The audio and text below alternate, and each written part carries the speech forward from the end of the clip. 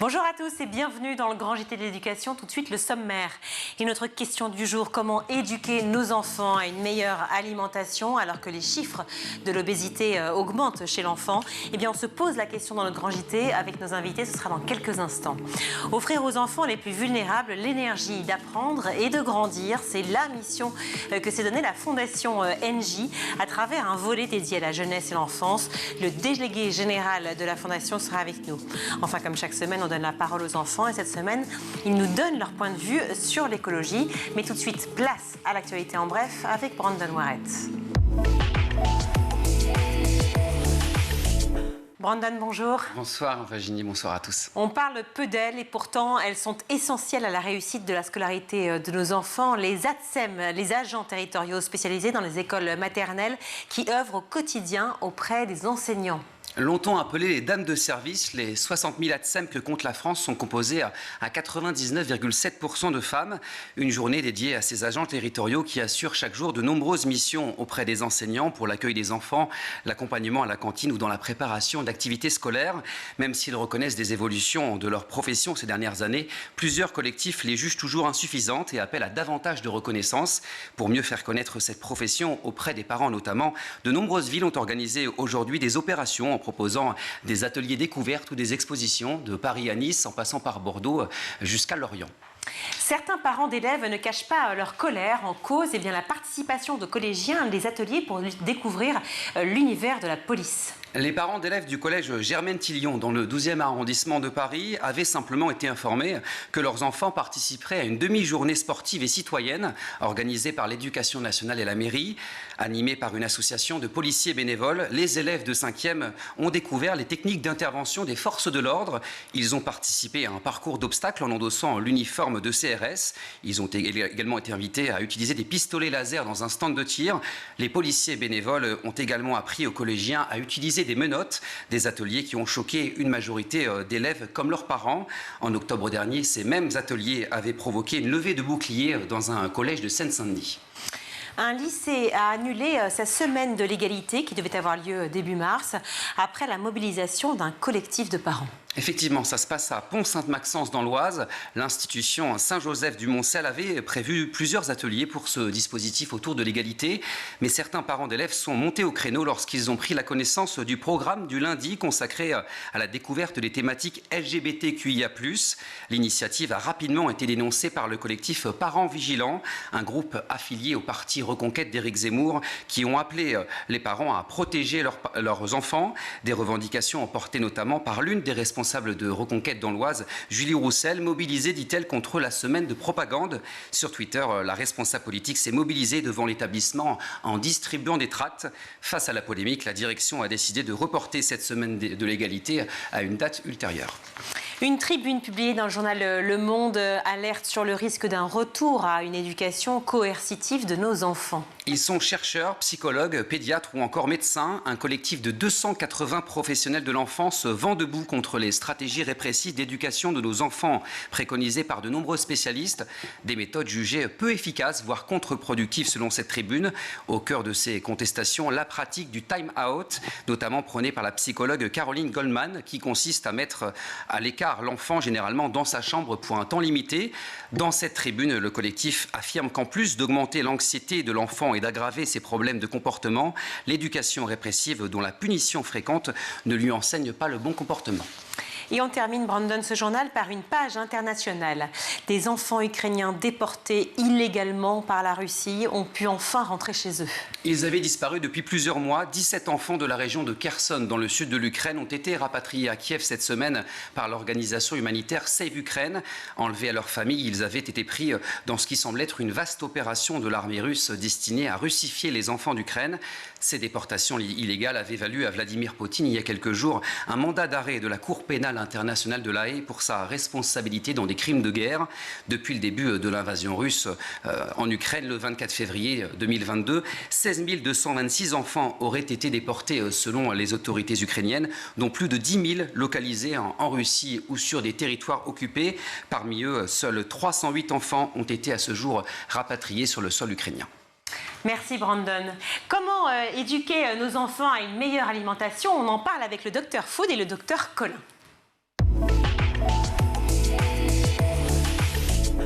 Pour en parler, je suis ravie d'accueillir le docteur Pascal Goncalves. Bonjour. Bonjour. Merci beaucoup d'être avec vous. Avec plaisir. Alors, on vous connaît aussi sous le nom de Dr Food. Et c'est vrai qu'on est ravis de pouvoir parler avec vous. Vous êtes médecin généraliste spécialisé dans la prévention et vous publiez le livre « Mieux vaut prévenir » aux éditions Thierry Soucard. Avec cette petite pastille que j'ai relevée tout de suite, n'allez pas chez le médecin avant d'avoir lu ce livre. Qui quand même en dit long sur tout ce qu'on peut apprendre avant effectivement d'aller chez le médecin. Par Skype également, j'accueille le docteur Jean-Jacques Collin. Bonjour. Bonjour. Vous êtes médecin nutritionniste, spécialiste du surpoids et des troubles alimentaires. Ravi également de pouvoir discuter avec vous. Vous publiez le grand cahier des TTC pour manger en paix. Alors TTC, justement, parce qu'on ne sait pas tous ce que ça veut dire. Thérapie cognitive et comportementale. On va en parler ensemble. Faire en sorte que son enfant mange bien. C'est un challenge pour tous les parents. Je crois que même pour les parents eux-mêmes, c'est un challenge finalement. Parce qu'on se rend compte quand même qu'on est follement attiré par ce qui est gras, par ce qui est roboratif, par ce qu'il ne faut pas manger, non ? Docteur Goncalves. Alors, ce qu'il ne faut pas, je ne serais pas aussi catégorique, parce que c'est justement en employant des termes comme ça qu'on met dans l'opposition. Et je préfère le terme éviter plutôt que d'interdire. Et éviter et limiter. Parce qu'il n'y a pas c'est pas parce que vous allez manger certains types d'aliments dont on sait qu'ils peuvent être néfastes sur le long cours qu'il va se passer. Voilà, souvent je prends l'exemple de. C'est pas parce que vous allez manger des aliments ultra transformés qu'un jour vous allez vous transformer en Choc-à-Pic, ça marche pas comme ça. De toute façon, il faut qu'il y ait vraiment une alimentation répétitive sur le long terme pour qu'on puisse avoir des répercussions. Donc interdire non, limiter bien sûr. Et l'idée, voilà, c'est de réussir à faire les bons choix. Et c'est bien là la difficulté, c'est qu'aujourd'hui c'est devenu difficile de Exactement, les bons choix, parce qu'en fait le mot que vous employez est important. Aliments transformés. Moi je serais tout de suite partie sur les aliments gras par exemple. Mais c'est pas forcément mauvais pour la santé. Exactement. Et je vais même être très pointilleux, ce ne sont pas les aliments transformés, mais les aliments ultra transformés qui posent problème. Les aliments transformés, quand vous faites la cuisine à la maison, vous transformez l'alimentation et ça pose pas de problème, d'accord ? D'accord, mes pommes de terre qui sont saines, je les transforme en frites, moi par exemple. C'est de la transformation, mais c'est une simple transformation. Après, il y a d'autres soucis, vous savez très bien, voilà, les frites, on va pas s'amuser à en manger tous les jours, mais c'est le problème de l'ultra transformation qui pose problème. Et en fait, il faut savoir, c'est les chercheurs brésiliens qui ont mis ça en évidence et qui ont créé une classification qu'on appelle la classification NOVA. Et cette classification NOVA, pour nouveau en portugais, elle a 4 groupes. Et en fait, il y a les aliments bruts, le premier groupe. Le deuxième groupe, ce sont les ingrédients culinaires. Le troisième groupe, les aliments dits simplement transformés. Et le quatrième groupe, Nova 4, les aliments dits ultra transformés. Et en fait, c'est ce quatrième groupe qui pose problème pour la santé. Donc, ce sont vraiment les aliments ultra transformés qui vont poser souci pour la santé sur le long cours. Dans mon exemple des frites, pommes de terre qui devient frite parce que baignée dans l'huile, qui devient ultra transformée parce que quoi par exemple ? Parce qu'on peut alors tout ce qui va être nuggets, etc. Alors y ajouter du croustillant, y ajouter un arôme, c'est ça ? Exactement, parce qu'en fait dans l'ultra transformation, il y a ce qu'on va y ajouter, mais il y a aussi le processus qu'on va faire subir à l'aliment d'origine. Donc ça, il y a vraiment 2 choses sur l'ultra-transformation. Donc les additifs ou ingrédients, ce qu'on appelle les ingrédients ou additifs cosmétiques industriels, qui vont être là. Pourquoi cosmétique ? J'aime beaucoup ce terme, parce que le cosmétique, on connaît tous ce terme-là, mais voilà, on va mettre un cosmétique pour sentir bon, pour s'embellir le matin, pour avoir meilleure mine. Et bien avec l'alimentation, les industriels font la même chose. Pour rendre un aliment bon, pour le faire sentir bon, pour le rendre plus sympa, plus attrayant, etc., ils utilisent ce type d'ingrédients. Et c'est ce type d'ingrédients qui est problématique pour la santé. Alors, en général, on est toujours plus ou moins d'accord entre médecins, mais est-ce que vous partagez le point de vue, Jean-Jacques Collin, du docteur Pascal Goncalves ? Tout à fait. On ne se passe pas exactement du même point de vue, parce qu'on fait plutôt dans la prévention. Et moi, vous voyez mon âge, donc j'ai une certaine expérience. Je vois des patients qui sont plutôt adultes et qui ont en surpoids, un problème alimentaire, qui ont un trouble alimentaire. Mais le point de départ, et je suis bien d'accord avec mon confrère, le seul conseil que je donne, moi, c'est éviter les aliments ultra transformés, c'est-à-dire essayer de cuisiner le plus possible soi-même ou consommer avec modération les aliments très industrialisés. Effectivement. Docteur Collin, sur ce point-là, on est tout à fait d'accord. À quel âge on commence déjà à bien manger ? Est-ce que l'alimentation, ça s'apprend dès l'enfance, dès le plus petit âge ? Docteur Collin. Oui, bien sûr, on commence à bien manger, mais personnellement, je me place au niveau des troubles alimentaires. C'est-à-dire, bien manger, oui, c'est-à-dire manger des aliments de bonne qualité, ce que je dis aux parents. Je dis aux parents que c'est les parents qui ont la responsabilité de la qualité et l'enfant ou l'adolescent la responsabilité de la quantité. Et c'est deux choses différentes. Moi, je me place à ces deux niveaux. Mais effectivement, plus l'alimentation est variée, moins elle est transformée, moins elle est industrielle.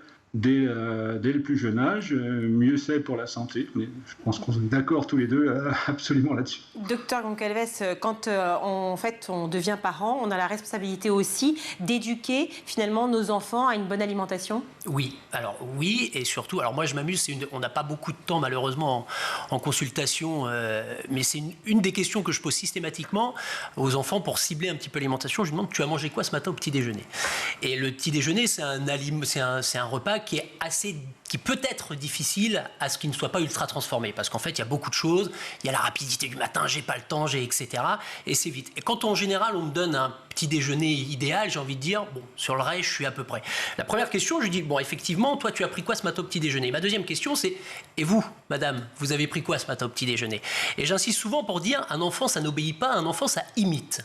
Et si effectivement on veut faire manger des aliments sains à notre enfant, mais que nous de notre côté on mange des aliments ultra transformés, ça ne peut pas marcher. Donc il faut que toute la famille finalement aille dans le bon sens. Il faut que toute la famille aille dans le bon sens, il faut que toute la famille mange ensemble, le petit déjeuner ça se partage. Alors bien sûr on me dit j'ai pas le temps, je sais, je vous promets, je sais ce que c'est de pas avoir le temps, j'ai 4 enfants, on travaille avec ma femme, je sais ce que c'est.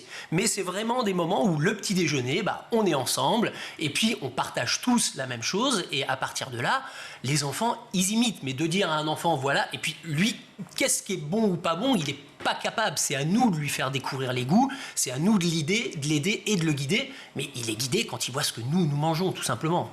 Alors, les chiffres de l'obésité en France ne sont pas bons du tout. Ils sont en hausse. Selon l'INSERM, les classes d'âge les plus jeunes sont les plus touchées. Je les ai sous les yeux. Donc, en 2020, le nombre de jeunes obèses entre 18 et 24 ans est 4 fois plus important qu'en 1997. Qu'est-ce qui s'est passé exactement, docteur Collin, pour qu'on voit ces chiffres à ce point augmenter?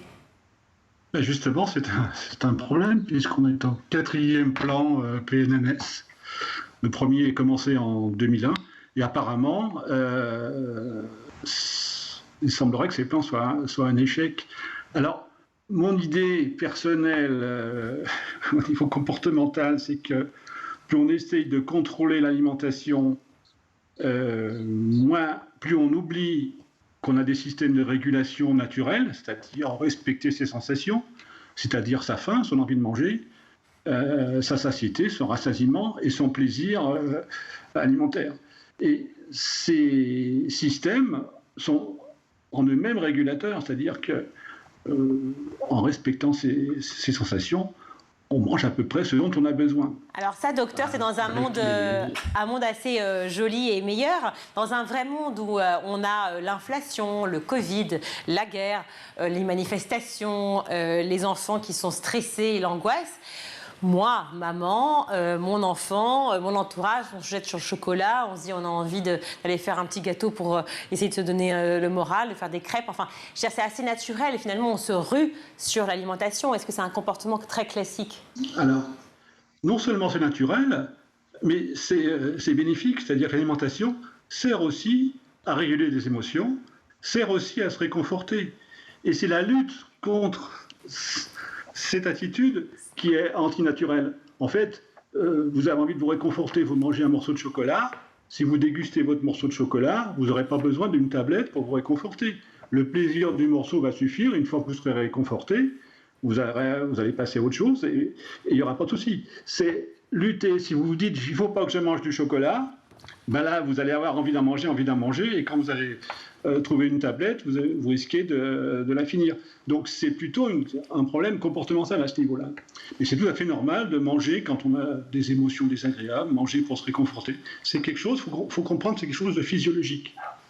Alors justement, docteur Goncalves, j'allais dire docteur Food, parce qu'on vous connaît tellement sous ce nom-là, on adore docteur Food. Vous consacrez plusieurs chapitres, évidemment, à l'alimentation et surtout à la prévention, à mieux prévenir justement ces problèmes en rapport avec l'alimentation. Et vous consacrez un chapitre avec renouer avec vos sensations de faim. Plusieurs questions qui se posent, et je ne vais pas les lire, vous allez les lire évidemment et l'acheter vous-même, mais qu'est-ce qui vous pousse à manger? On y vient, mais surtout, comment mieux être à l'écoute de votre faim? Parce que c'est vrai que c'est ça le problème. dire, ok, j'ai un comportement qui effectivement en fonction de l'actualité, en fonction de ma journée, va être modifié, mais comment je fais pour me dire, est-ce que réellement j'ai faim ou est-ce qu'en fait j'ai juste envie d'un gros câlin ou tout simplement de pouvoir sortir et faire du sport ou de m'alimenter autrement? Alors, je vais rebondir sur ce qui était dit précédemment. En fait, on peut réguler sa faim, c'est possible, mais avec des aliments bruts ou peu transformés.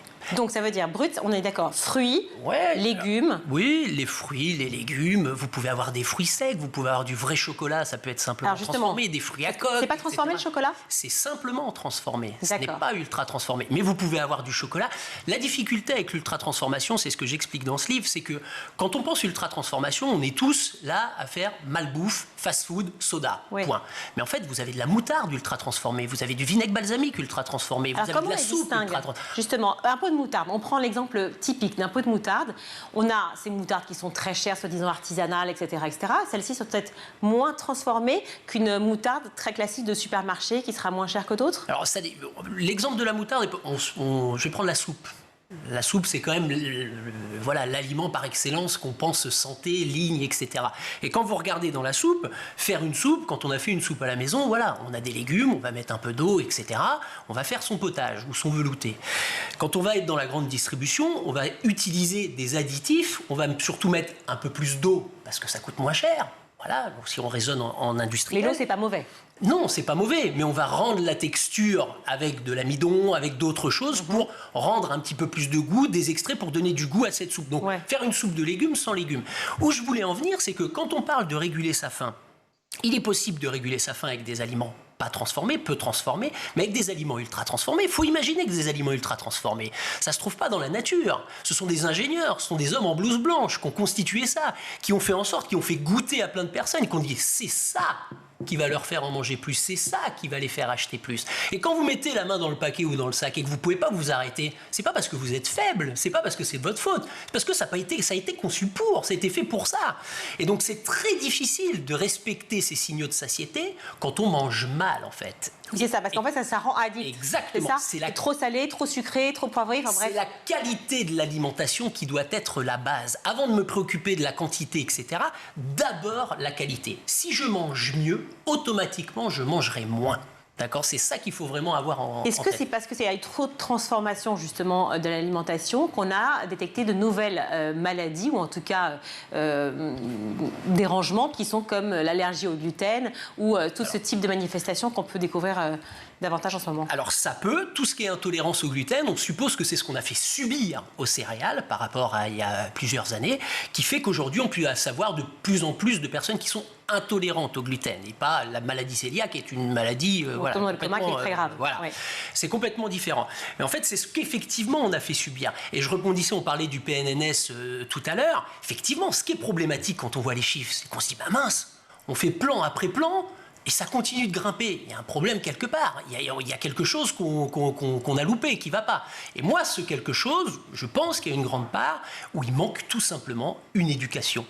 Tout simplement à l'alimentation. Il faudrait peut-être penser, Jean-Jacques Collin, une éducation au sein des écoles, commencer déjà, finalement, puisque les enfants y arrivent dès l'âge de 3 ans, même certains l'âge de 2 ans et demi, de repenser la manière de manger. Et pour autant, tous ceux qu'on invite sur ce plateau, qui nous parlent des cantines, que ce soit les chefs, que ce soit les gens qui pensent les cantines au sein du ministère, se disent en permanence préoccupés par l'alimentation des enfants. Je pense que ça a déjà été évoqué un petit peu par Pascal. Un des premiers problèmes, c'est le timing, le temps. C'est-à-dire que l'éducation, c'est déjà prendre le temps de manger et de manger sans faire autre chose. C'est vrai pour les enfants comme pour les adultes. C'est-à-dire que pour pouvoir ressentir sa faim, sa satiété et en tenir compte, il ne faut pas faire autre chose en même temps. Il faut manger en mangeant, sans rien faire d'autre. Donc ça, c'est déjà la première chose. Et puis, comme ça a été dit aussi, l'éducation, ça vient des parents par le modèle, c'est-à-dire que si les parents mangent varié de tout, et les enfants auront envie de manger la même chose, c'est-à-dire de tout et varié. si les parents mangent toujours la même chose, les enfants mangeront aussi toujours la même chose. Donc, effectivement, le facteur éducation est important.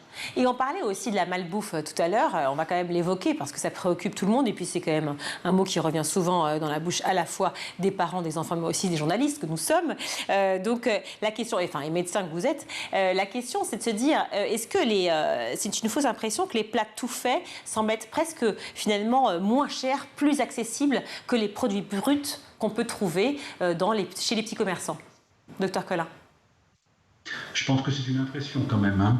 Oui. Parce que quand on fait le marché, les légumes ne sont pas si chers que ça sur les marchés. Et les plats tout préparés sont relativement chers. Mais effectivement, le problème de la malbouffe, c'est ça. C'est-à-dire que c'est pas le fait qu'il y ait du sucre ou du gras dans les aliments, c'est les additifs qui sont ajoutés et qu'on ne connaît pas. Quand vous faites vous-même votre cuisine, vous savez exactement ce que vous mettez, la quantité d'huile que vous mettez, la quantité... Mais quand vous achetez un plat tout fait, vous ne savez pas du tout ce que l'industriel a mis comme additif.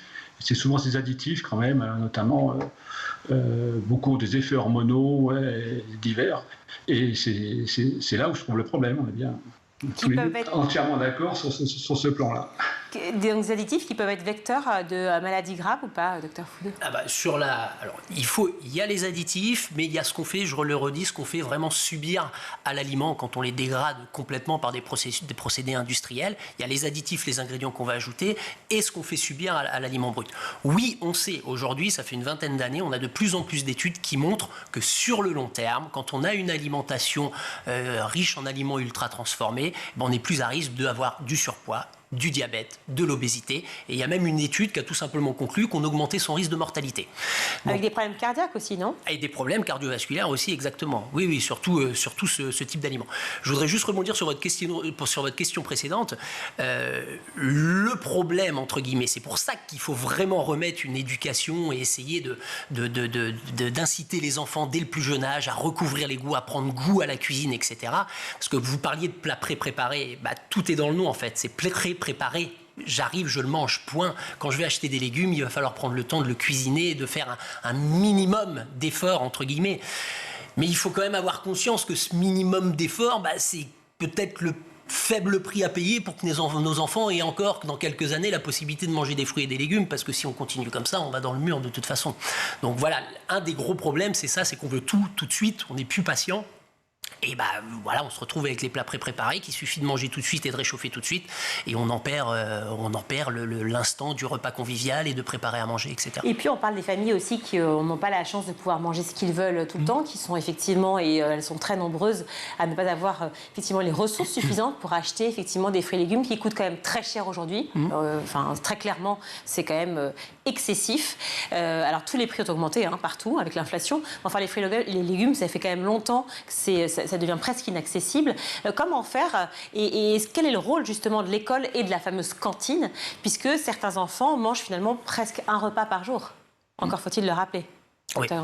Oui, et puis c'est le rôle aussi, j'ai envie de dire, malheureusement, de la cantine, parce que au moins il y a certains enfants où ça va être le seul repas de bonne qualité qu'on va pouvoir leur offrir. Donc oui, ça pose problème clairement, mais je pense qu'autour de ce repas de la cantine, il faudrait vraiment, c'est là que se fait l'éducation en fait, c'est sur le repas du midi, sur la cantine, par des choses très simples. On n'est pas obligé d'être, je dis souvent quand même, l'alimentation, on parle de transversalité dans l'enseignement, etc. C'est la matière par excellence transversale. Avec l'alimentation, on peut faire de l'histoire, on peut faire de la géographie, on peut faire des mathématiques, on peut faire plein de choses. Vous venez à ma prochaine question. Est-ce qu'il faudrait intégrer finalement l'alimentation, la cuisine, les repas, non mais le végétal, tout? Oui. Voilà, à l'école. Oui. Vous êtes d'accord aussi, docteur Collin? Oui, bien sûr. J'adore cuisiner et je pense que c'est intéressant. Après, c'est une question de temps. Mais c'est vrai qu'il n'y a pas la même chose dans un produit fait à la maison qu'un produit acheté tout préparé. C'est évident. Je pense aux purées, parce que la différence entre une purée mousseline et une purée faite à la main, sur le plan nutritionnel, est énorme. alors que ça paraît la même chose quand on regarde dans l'assiette. J'aimerais juste revenir sur un exemple. Calories ne veut pas forcément en dire, même apport nutritionnel. Si on prend un Pokéball et un Big Mac, on est d'accord qu'on n'a pas du tout le même apport énergétique et pourtant en calories, c'est la même chose, oui ou non? Les deux docteurs. Docteur Food. Alors, je dirais même pas. Enfin, il faut avoir. C'est ce qu'on a cru pendant très longtemps, en fait. On pensait que toutes les calories étaient égales. D'accord? C'est-à-dire qu'on pensait que la calorie d'un soda était équivalente à une calorie d'un fruit. Une calorie égale une calorie. Pendant très longtemps, on a pensé ça. Et on pensait qu'il suffisait tout simplement de manger moins de calories pour perdre du poids ou pour être mieux. Mais alors, dans ce cas-là, je vais vous poser la question. Comment ça se fait que le light, l'allégé, le 0% n'est pas réglé le problème du surpoids, de l'obésité? Exactement. D'accord? Oui. C'est que ce n'est pas uniquement une question de calories, mais surtout de qualité des calories. Et qu'en fait, on a souvent parlé du fructose. J'ai même entendu des fois qu'on me dit attention, faut pas manger trop de fruits parce qu'il y a du fructose dedans. Mais en fait, ça n'a jamais tué personne de manger des fruits, d'accord? Ce qu'il faut avoir en tête, c'est que dans un soda, vous allez avoir 1 gramme de fructose, dans un fruit, vous allez peut-être avoir 1 gramme du fructose, mais les deux n'ont strictement rien à voir, parce que ce gramme de fructose qui est dans un soda, qui est libre, qui est là, qui demande qu'à perturber votre organisme, et ce gramme de fructose qui est dans un fruit avec ses fibres, qui est là, qui est structuré, qui est beau, qu'on a envie de manger, eh ben ça n'a rien à voir sur l'organisme, il va arriver tranquillement dans l'organisme, on va l'absorber, etc.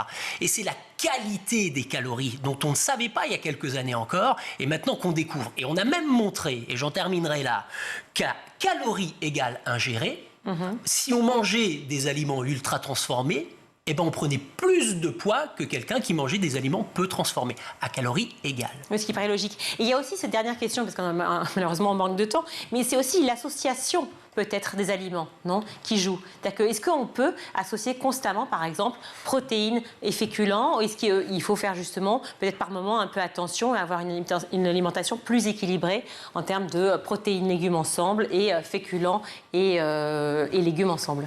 Alors moi, je ne parle pas dans mon livre, alors à quelques rares exceptions pour être plus pédagogue. En fait, je ne parle jamais, on ne parle pas protéines, on parle pas, c'est pas ça manger.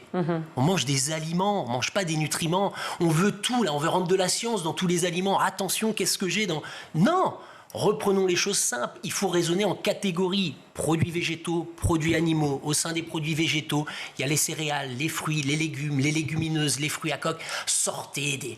Attention, il y a trop de protéines, il y a trop de glucides ou autre. On a l'impression qu'il faut être ingénieur pour savoir manger aujourd'hui. Il faut sortir de là. C'est simple de bien manger. Il faut juste réapprendre les bases. Et tout simplement, et après, on mangera mieux. Et en mangeant mieux, automatiquement, on préviendra un certain nombre de maladies.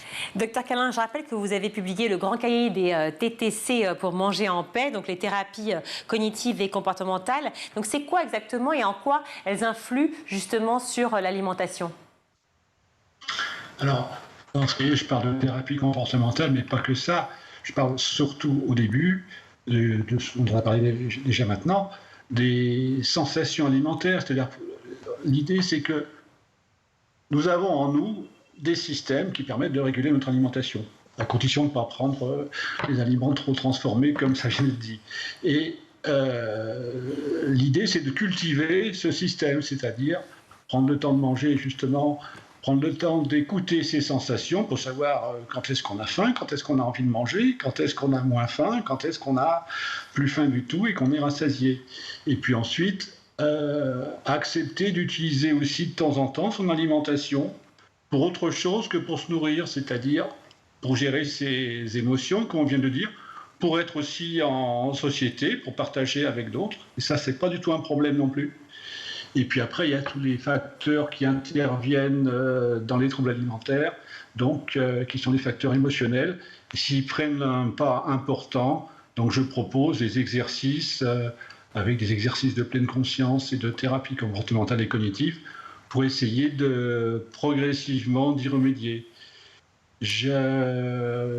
J'ajoute aussi, mais là on est dans les troubles alimentaires, qu'un des problèmes, c'est l'insatisfaction corporelle. Beaucoup de gens font des régimes, surtout les femmes, parce que elles ne sont pas satisfaites de leur aspect corporel parce qu'elles ne correspondent pas à l'image qui est donnée. Parce que les hommes leur mettent la pression, peut-être.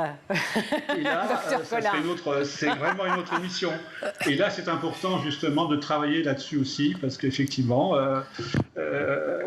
l'image du corps idéal véhiculée dans tous les médias est impossible à obtenir et ça entraîne une souffrance. Et il ne faut pas compenser cette souffrance en se mettant au régime pour essayer de maigrir, parce que ça...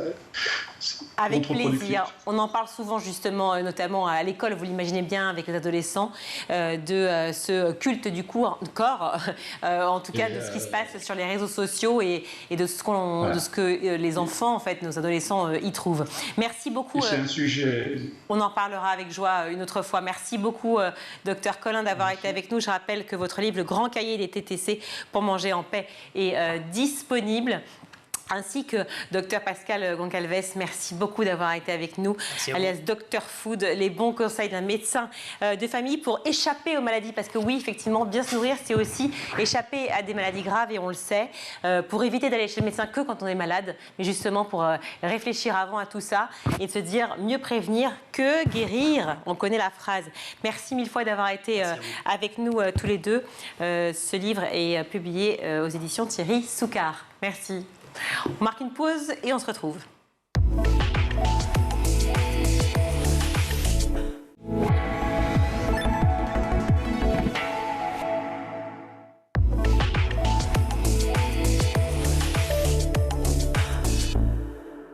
De retour sur le plateau du Grand JT, nous sommes ravis d'accueillir Philippe Perrat. Bonjour. Bonjour. Merci d'être avec nous. Vous êtes le délégué général de la Fondation NJ. Depuis plus de 30 ans, la Fondation soutient les associations via les aides financières pour encadrer et renforcer des projets comme l'accompagnement des enfants hospitalisés, l'insertion par la culture ou le sport. L'objectif étant de créer du lien social et de donner aux enfants l'énergie de grandir. Voilà. Je trouve ça effectivement tout à fait louable. À quel moment, quel regard en fait vous portez sur la jeunesse aujourd'hui déjà, c'est ma première question, et à quel moment en fait vous êtes rentré dans cette logique de vouloir faire grandir la société et la faire évoluer positivement de cette façon-là? C'était en fait une préoccupation spontanée de nos collaborateurs. Quand on fait un peu des appels à projets ou qu'on les interroge, spontanément, en fait, ils aident des associations pour les enfants, partout pour le monde. C'était vraiment un fil rouge conducteur, et ce qui nous a amené de structurer notre programme d'accès à l'éducation, d'insertion par le sport, autour de ces thèmes-là. Et on voit bien que c'est très fort, et c'était une attente, effectivement, et puis une attente partagée par les défis qu'on voit. Voilà, tout à l'heure, vous parliez école et alimentation. En fait, voilà, la jeunesse et l'éducation sont un creuset des difficultés ou pas à venir de notre société. Comment on peut les prévenir et comment on peut guider les choses. Oui, surtout que ça fait sens, parce que la Fondation NJ, évidemment, on parle d'énergie, et s'il n'y a pas d'énergie, il n'y a pas d'accès à l'eau potable, il n'y a pas d'accès à l'éducation, tout ça ne fonctionne pas. Donc il y a un lien direct. Comment les enfants réagissent par rapport à votre fondation et à votre engagement? Alors effectivement, il y a un double visage. Il y a, je dirais, un visage qu'on voit dans les pays en développement, comme en Afrique, où il y a des collaborateurs du groupe aidés par la Fondation qui vont électrifier les écoles, des orphelinats, des lycées. Et là, effectivement, on voit tout d'un coup la transformation. Voilà, et il ne faut pas oublier que c'est des enfants qui parfois font 2 à 3 heures à pied de marche pour aller dans leur école. Beaucoup aussi n'ont pas d'état civil, c'est un sujet sur lequel on s'est penché. Oui. 1 sur 2 ne connaît pas son papa en Afrique, par exemple, et n'ont pas d'état civil. Donc on s'est lancé avec la voix de l'enfant, et on a lancé un grand programme, School Light and Right, où on électrifie les écoles, on leur donne de l'état civil, et donc l'accès aux droits, et c'est comme ça aussi qu'ils ont une existence et qu'ils commencent à avoir une conscience de la citoyenneté, de leur responsabilité et de leur futur. Oui, et la possibilité effectivement d'avoir un futur, car lorsqu'on n'est même pas citoyen, quand on n'a même pas d'état civil, on ne peut prétendre à rien malheureusement. Après, il ne faut pas oublier, dans nos pays occidentaux, il y a aussi des grandes fractures qui se sont aussi renforcées avec le Covid et les inégalités, et donc on voit dans les quartiers effectivement l'insertion par le sport est clé, l'accès à l'éducation est clé. Donc, c'est des vecteurs sur lesquels nous, on a mis un accent très fort avec Yannick Noah, notamment. Alors justement, racontez-moi cette opération avec Voilà, parce qu'en fait, une fondation, c'est d'abord des rencontres et des visages qu'on aide. Vous le rappeliez, nous on aide financièrement, alors beaucoup de collaborateurs sont impliqués, mais c'est d'abord de très belles rencontres et des projets qui sont portés par des associations, beaucoup de bénévoles, donc on essaie de faire grandir, d'accompagner. Yannick Noah aujourd'hui sont présents dans 140 quartiers de la politique de la ville, donc touche à peu près 10 000 enfants, avec des vecteurs forts comme celui de promouvoir la mixité garçons-filles au cœur des quartiers par l'accès au sport, leur donner aussi par des job dating l'envie de montrer que l'emploi n'est pas éloigné de chez eux. Et puis les connaître tout simplement, parce qu'ils ont peu en fait de connaissances par rapport à la pluralité des offres qui existent. Oui, et puis leur ouvrir des portes. Alors nous, on vient de lancer une très belle plateforme de mentorat au sein du groupe, et on a pas mal notamment de jeunes femmes, qui s'impliquent pour accompagner des associations ou des jeunes filles dont on suit la scolarité. On fait ça avec la fondation de la Légion d'honneur, un avenir ensemble, où pendant 3 ans, on va suivre des jeunes filles de la seconde jusqu'à la terminale, tâcher de les emmener vers des études scientifiques. Voilà, et leur offrir des stages, des portes, leur présenter des gens. Et c'est souvent par ce genre de petites choses aussi qu'on transforme et oui, parce que finalement, le mentorat, c'est aussi le réseau. Donc, c'est aussi une façon, dès en fait, le collège ou le lycée, de pouvoir avoir un job après. Voilà, leur donner confiance, leur montrer que finalement, tout ça est accessible. Voilà, donc ça, c'est important. Et puis, en abordant vos locaux, moi, j'étais frappé par tout ce que vous faisiez. En tout cas, puisque vous êtes un groupe de technologie dans l'éducation. Oui. Et nous, on est très fiers au Bangladesh avec une personne qui est remarquable, qui s'appelle Runa Khan, qui dans les endroits les plus pauvres du Bangladesh a créé des écoles connectées avec nous.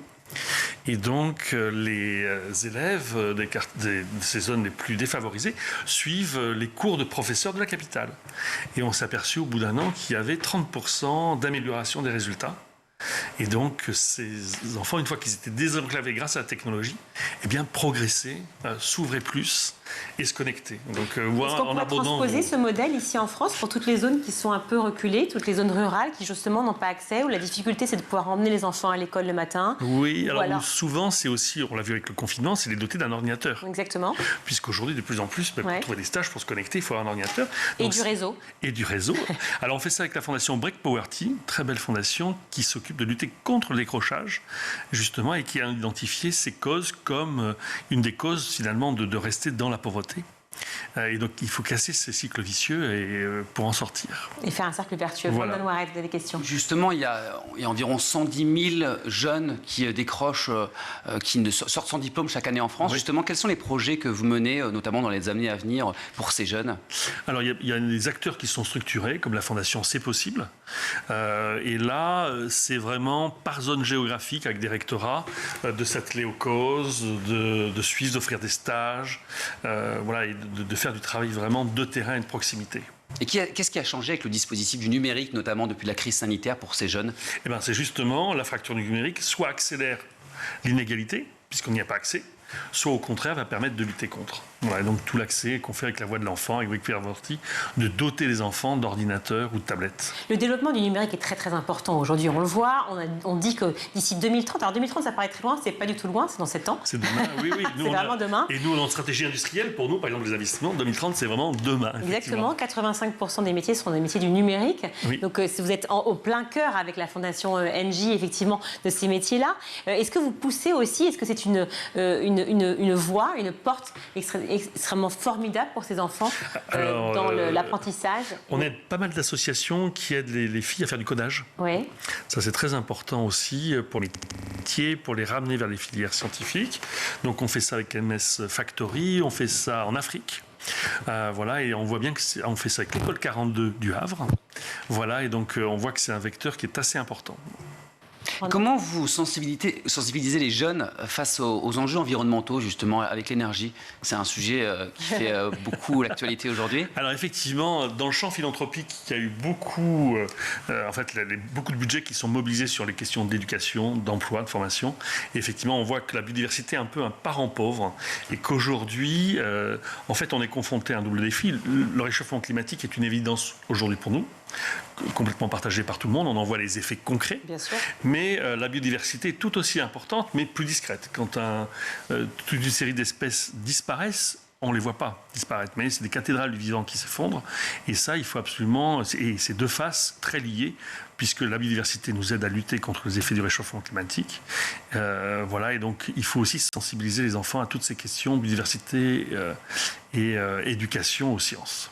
Merci Philippe Perrat. Alors, vous savez, dans notre émission, on a chaque semaine un regard d'enfants. C'est des enfants à qui on pose une question. Et cette semaine, on les a interrogés. On leur a demandé leur avis sur l'écologie. Si vous voulez, on regarde ensemble et on réagit.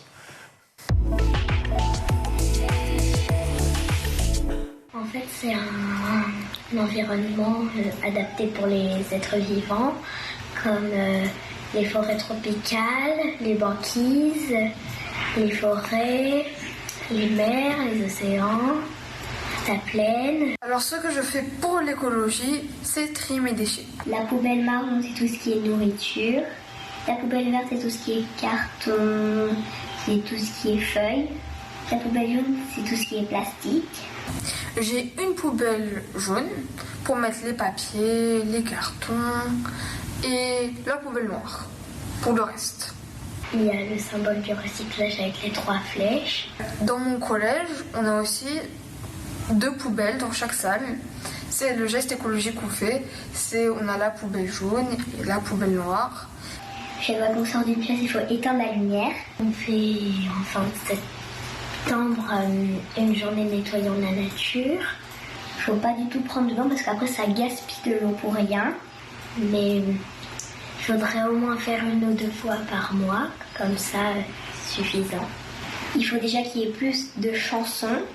Par exemple, j'en connais une, Green Team, et ça parle de la nature. Et il faut aussi avoir plus de publicité de nature, comme ça les gens ils vont dire oh j'ai fait une bêtise, je vais aller ramasser les déchets. Ils sont super mignons. Ils sont préoccupés par l'écologie et les enjeux climatiques, les enfants. C'est devenu pour les nouvelles générations un vecteur extrêmement fort. On le voit aussi dans les jeunes générations qui rejoignent un groupe comme NJ, qui nous demandent ce que sont nos valeurs, nos engagements. Et en tout cas, c'est une très bonne chose de voir ça partagé.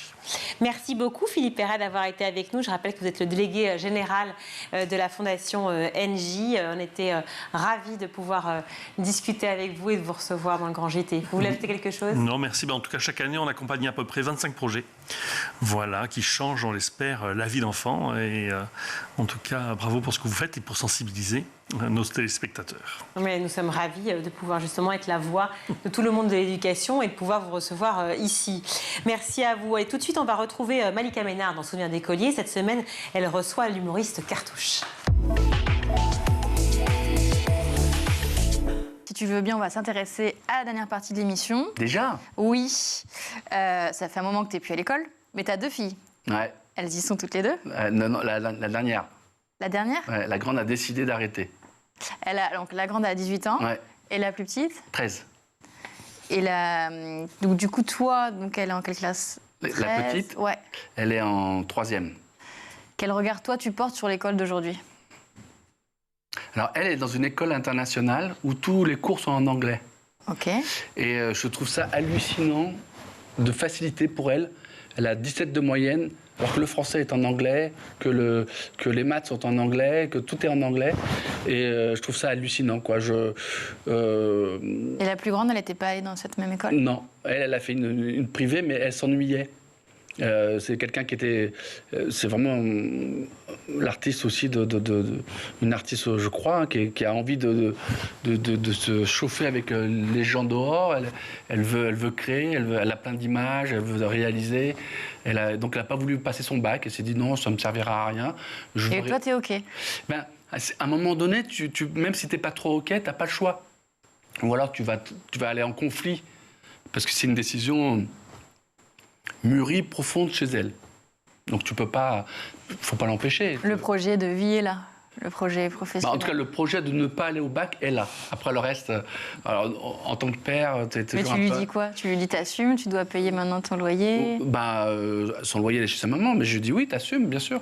Je lui dis ok, très bien, moi je suis avec toi, tu veux arrêter, tant pis. Hein, Parce qu'on est allé voir une autre école qui était super, et puis on discute avec la directrice, et sa maman, il y a moi, et il y a Nina, et on parle. Et à un moment donné, je me tourne vers Nina, et je lui dis, et toi, qu'est-ce que t'en penses, Nina ? Ça t'intéresse ? Elle nous a regardés, elle s'est mise à pleurer. Ah oui. Ouais. Et là, elle fait, mais en fait, je veux pas passer mon bac. Je veux pas faire le lycée, je veux pas continuer. Donc, tu vois, on a soufflé un peu, puis quelques jours après, on a rediscuté, et c'était ce qu'elle avait décidé. Donc, alors, la petite, elle est encore jeune, elle bosse très très bien. Bah oui, tu nous dis 17 de moyenne. Ouais, donc elle bosse bien, elle a envie, elle a des visions plutôt de médecine, vétérinaire, psy. Faire des longues études. Voilà, elle veut faire des études, donc c'est différent. L'école d'aujourd'hui, je tire mon chapeau, parce que les profs, c'est dur, quoi. C'est vachement dur. On n'avait pas tout ça. Moi, je me souviens quand le prof ou le directeur rentrait dans une classe, on se levait. Ah, tu parles du respect? Ouais, de tout. Le respect, l'écoute, on n'avait pas tous ces portables. On n'avait la pas concentration. Voilà, on n'avait pas des gens violents qui allaient taper une prof ou poignarder une prof. On n'avait pas tout ça. Il y avait peut-être des cas, mais c'est pas comme aujourd'hui où c'est... T'as l'impression qu'il faut qu'il y ait des flics dans la classe pour pouvoir avoir un minimum de discipline. Donc c'est dommage. Tu l'as ressenti ça aussi avec tes filles? Ou c'est plus que ce que tu vois de manière générale aux informations? Non, parce que les filles, elles étaient dans des écoles privées ou même quand elles étaient dans des écoles pas privées, c'était des bonnes écoles, des bons collèges. Mais je trouve que quand même, en 10 ans, il y a un vrai changement dans l'éducation. Il y a eu un vrai changement, c'est plus difficile. Et surtout, on a...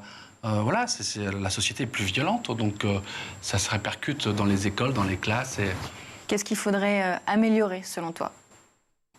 Alors moi, si j'étais ministre de l'Éducation, je dirais théâtre et danse obligatoire à l'école. Une fois par semaine? Ouais, 2 fois. Ouais, tous les jours. Le matin. Non, mais du théâtre et de la danse classique, ça serait génial. Pour 2 choses. Le théâtre, pour pouvoir s'exprimer, pour pouvoir jouer, pour pouvoir prendre de sa place.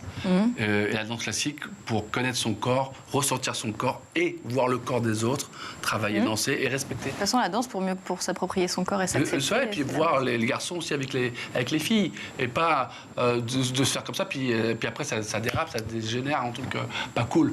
Donc, pour s'apprivoiser, quoi. Voilà.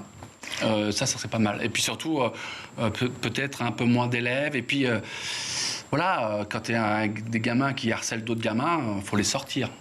Faut les sortir, voilà. Justement, ta vision des réseaux sociaux? C'est une cata, quoi. Ouais, c'est catastrophique, c'est pas possible, quoi. Au début, ça pouvait être sympa, ça pouvait être drôle. Il y a des copains qui ont fait leur carrière là-dessus. Mais il y a que du buzz, il y a que du mauvais, il y a que des bastons, des filles se mettent à poil. Tu donnes des règles à tes filles, justement, pour ça, pour l'usage des réseaux sociaux? Bah, Nina, la grande, elle m'a ghosté. Elle voulait pas que je regarde, tu vois, elle ne voulait pas. J'ai dit bon, d'accord. Et puis après, il n'y a pas très longtemps, elle m'a finalement remis. Et alors, il y avait rien de ouf. Mais... Tu t'es mis à commenter dans tous les sens. L'œil de Moscou, tu regardes comme ça. Et puis, mon autre fille, elle fait un peu plus de trucs. De temps en temps, je la calme un peu. Je lui dis, fais attention à ce que tu fais, parce qu'elle a 13 ans, c'est encore un peu plus fragile. T'as peur du harcèlement pour elle aussi? Pas du harcèlement. En tout cas, j'espère qu'elle m'en parlerait. Mais j'ai plutôt peur... voilà, qu'elle se retrouve endormie par un mec de 30 ans qui lui fait croire que et qui dit que. Et ça. T'as 2 filles, hein, c'est dur d'avoir 2 filles. Et puis il faut les voir. Hein. Donc ça me. J'ai un peu le père un peu flippé. Pelé les connaît bien. Bon, bah merci, Cartouche. Merci, Malika. Merci de nous avoir confié tes souvenirs. On se retrouve la semaine prochaine pour un nouveau numéro de Souvenirs d'écoliers sur School TV. À très bientôt. Tout de suite, c'est meilleur de School TV avec le Zap. La génération TikTok était plus climato-sceptique et avec une grande porosité aux théories du complot que ses aînés. L'idée, c'est encore une fois de nous remettre un petit peu les idées au clair sur cet éveil de l'esprit critique. Alors déjà, pourquoi on a fait cette étude? On a lancé maintenant, il y a un peu plus d'1 an, à Universcience, tout un grand programme transversal sur l'esprit critique. Alors Universcience, c'est 2 institutions, c'est le Palais de la Découverte et c'est la Cité des Sciences et de l'Industrie. Et pourquoi on s'intéresse à l'esprit critique? Parce que, alors nous d'abord, nous sommes des lieux de science. Notre conviction, c'est que la culture scientifique, ça va être la culture du siècle qui s'ouvre. Pourquoi? Parce que, et votre émission le prouve tous les jours, tous les grands choix de société maintenant, ou la plupart des grands choix de société, ils sont liés à des questions scientifiques.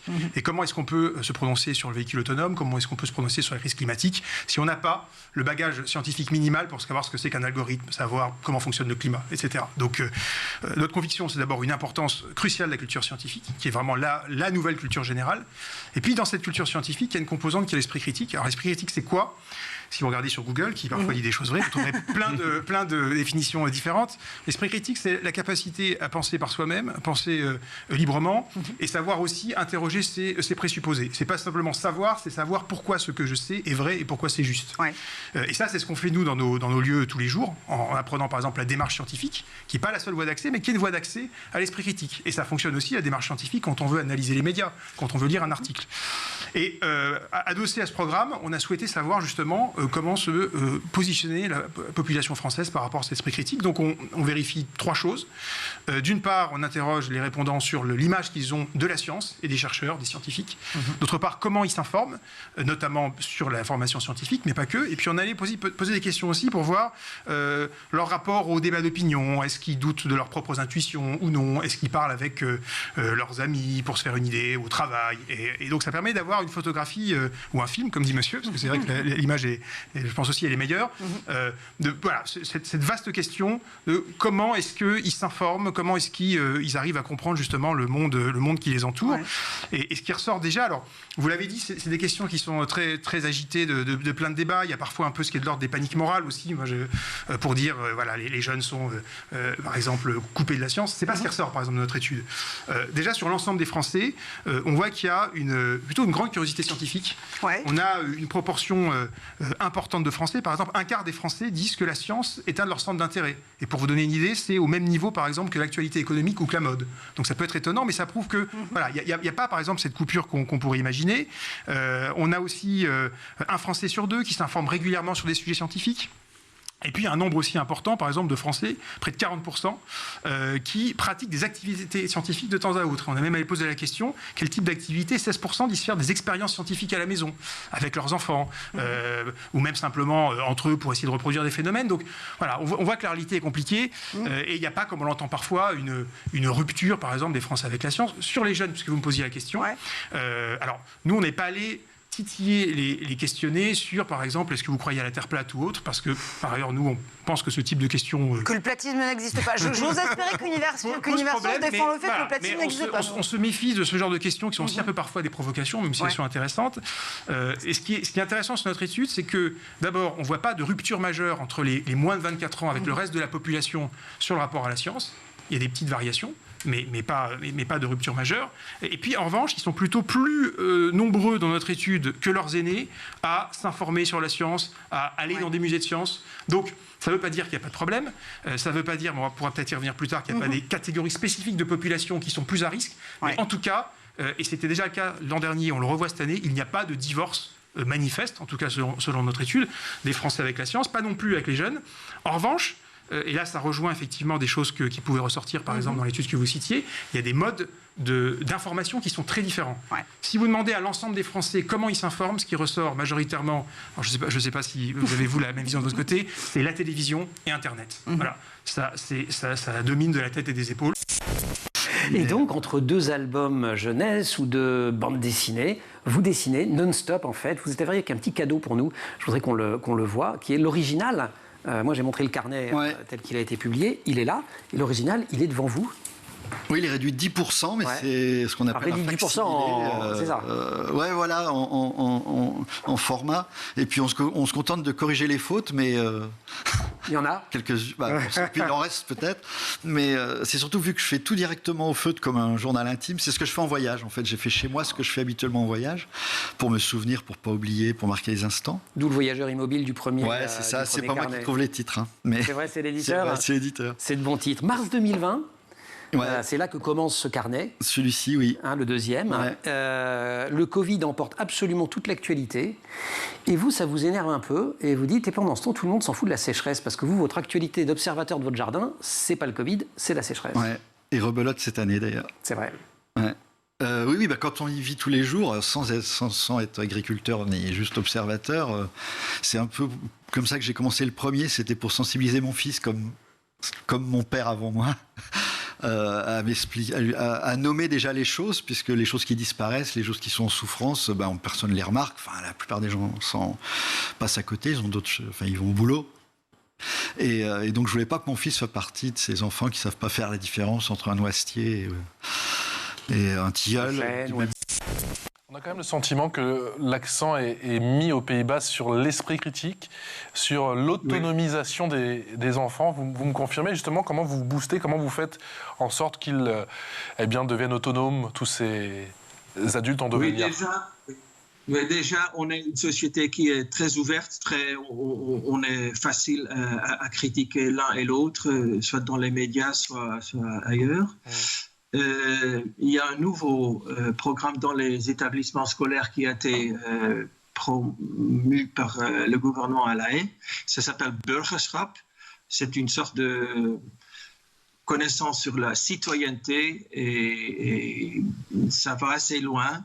Donc, justement, pour vouloir intéresser les élèves aux problèmes liés à la société, etc.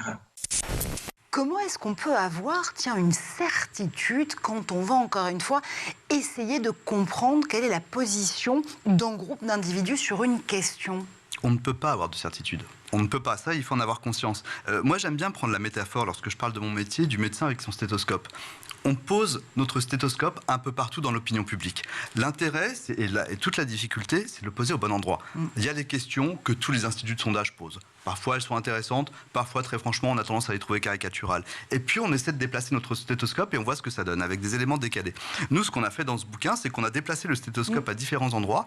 Ce dont on se rend compte, c'est que contrairement à une idée reçue, les Français ne sont pas du tout en pré-guerre civile. Ils ne sont pas du tout les uns contre les autres. C'est qu'au contraire, on est tiraillés en nous-mêmes. On est tous multi-tiraillés. On est tiraillés entre nos rôles de parents, nos rôles de collaborateurs dans les entreprises. On est surtout tiraillés entre notre rôle de citoyen et notre rôle de consommateur.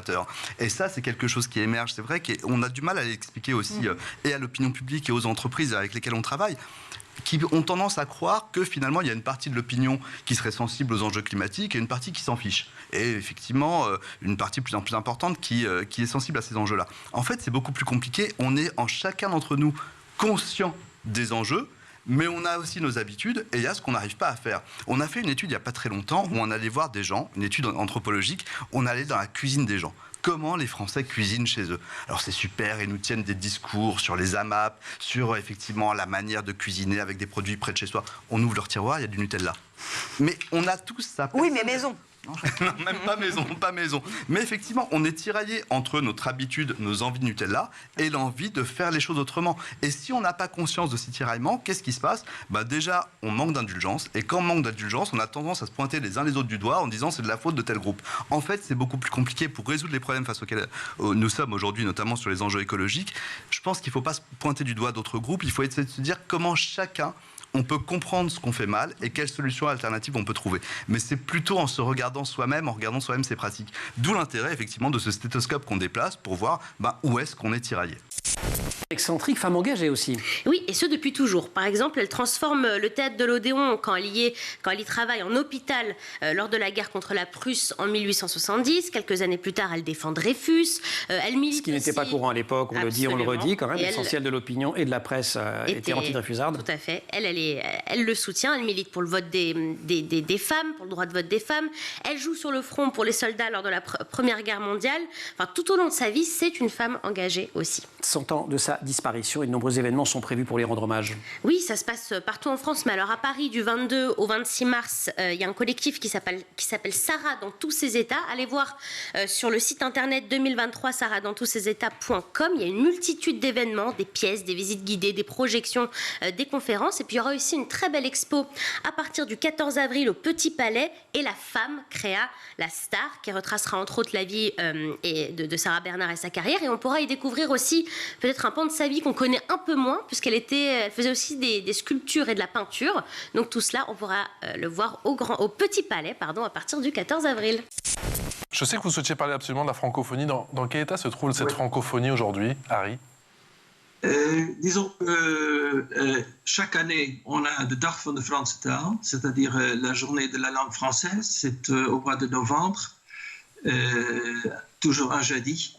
Et les lycées, excusez-moi, où on enseigne le français, font ça avec beaucoup d'enthousiasme, avec des chansons, avec des quiz, avec des repas à la française, etc. Donc, pour ma part, moi, je considère qu'enseigner le français, c'est aussi souligner la francophonie. Donc, il n'y a pas que la France, excusez-moi de le dire. Nos voisins, les Belges, donc quand on quitte Maastricht, on est aussitôt en Wallonie, donc terre francophone. Mais moi, personnellement, je trouve que le Québec est très passionnant aussi. Il y a la Nouvelle-Calédonie, donc c'est un vaste monde qui s'ouvre à nous. Et vous avez le sentiment que vos concitoyens, que les Néerlandais ont une appétence pour cette francophonie et pour cette langue française aujourd'hui? Disons que moi, j'en ai et j'essaie de transférer ça à mes élèves. Vous savez bien que ailleurs aussi en Europe, c'est presque le tout anglais. Et moi, j'essaie de faire quelque chose avec la francophonie pour apporter une sorte d'alternative. Pour ne pas dire que le français c'est mieux, mais qu'il y a une alternative qui est intéressante à connaître. C'est la fin de cette émission. Merci à toute l'équipe qui a préparé cette émission et qui l'a réalisée. Xavier Sanchez, donc à la réalisation, au son, Maxence Mougin. Au maquillage, c'est Laure Audemont. À la rédaction, Emma Guessel et Agathe Delannoy. Vous nous écrivez, on vous répond. Canal 247 sur les Freebox et schooltv.com pour voir ou revoir toutes les émissions. Très belle soirée à tous et bon week-end. Ciao.